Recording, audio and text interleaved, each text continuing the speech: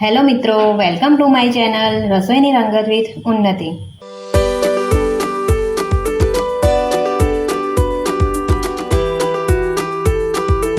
આજે આપણે બનાવવાના છીએ મસાલેદાર અને ઝટપટ બનતી બેસન ભુરજી। જો ઘરે શાક ન હોય કે કંઈક અલગ અને ટેસ્ટી ખાવાનું મન થાય તો આ રેસીપી તમારા માટે એકદમ પરફેક્ટ છે। ખૂબ ઓછા સમયમાં સરળ સામગ્રીથી તૈયાર થઈ જાય છે અને રોટલી પરાઠા સાથે ખૂબ જ સ્વાદિષ્ટ લાગે છે। તો ચાલો સમય બગાડ્યા વગર શરૂ કરીએ। જેના માટે આપણે લઈ લીધું છે 4 મોટી ચમચી બેસન, એક મીડિયમ સાઇઝની ડુંગળી કટ કરી લીધી છે, એક મીડિયમ સાઇઝનું ટામેટું, કેપ્સિકમ, લીંબુ, તેલ, ધાણા। હવે આપણે એક વાટકીમાં હળદર, એક વાટકી મરચું, મીઠું, ધાણા જીરુંને એડ કરી દઈશું। બધી જ વસ્તુને સરસ રીતે મિક્સ કરી લઈશું। આપણે એક વાસણમાં બેસનને લઈ લઈશું।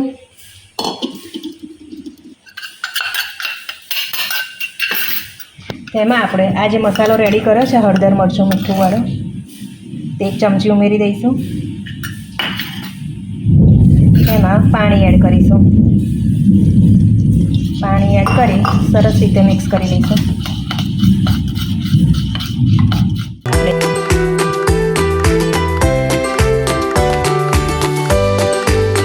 આપણે રેડી કરી લઈશું।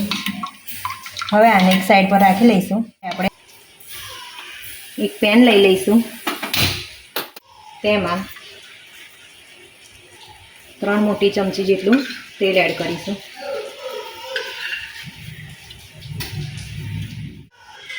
તેમાં ડુંગળી એડ કરીશું।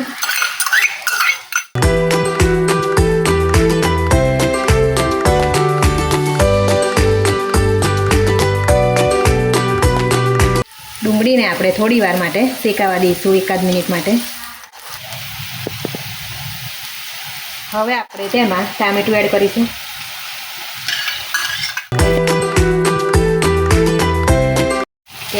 કેપ્સિકમ એડ કરીશું।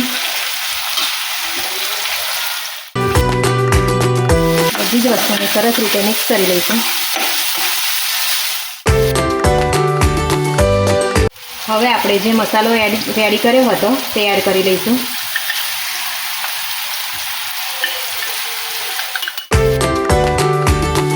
સરસ રીતે મિક્સ કરી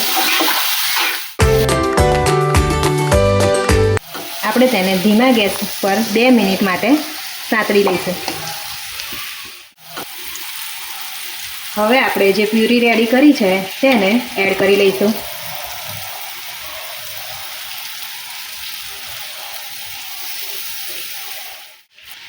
આને આપણે અત્યારે મિક્સ નથી કરવાનું, 2 મિનિટ માટે ઢાંકી લઈશું। 2 મિનિટ થઈ ગઈ છે। આપણે તેને હવે મિક્સ કરી લઈશું।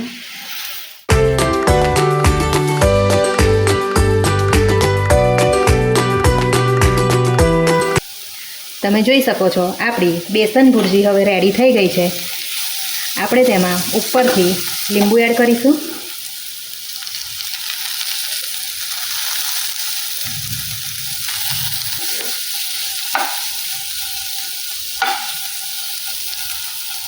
આપણે તેને હવે સર્વ કરી લઈશું। તો રેડી છે આપણી બેસન ભુરજી। આપણે તેમાં ધાણા ઉપરથી સર્વ કરી લઈશું।